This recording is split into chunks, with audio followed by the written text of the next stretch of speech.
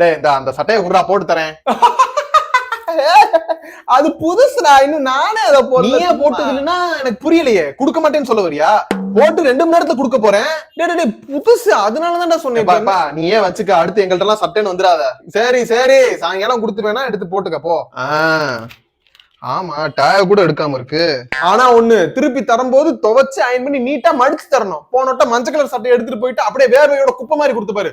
அப்படி கொடுத்தா மண்டையை உடச்சு மாவளுக்கு எடுத்து விடுவேன். டேய் அந்த சட்டையை எங்கடா வாங்கிட்டு போய் 1 மாசம் ஆச்சு, எப்ப கேட்டாலும் இந்தா தரேன் அந்த தரேங்கிற. குர்ரா இன்னும் நானே போடலடா. டேய் அதை நம்ம மெக்கானிக்கல் டிபார்ட்மெண்ட் சதீஷ்ட கொடுத்துருக்கேன்டா. கேட்டேன். அவன்கிட்ட கொடுத்தியா? டேய் யார கேட்டா கொடுத்த, ஏன்டா கொடுத்த? அது சட்டையா இல்ல பொது கக்கு சோடா எல்லாம் யூஸ் பண்றதுக்கு?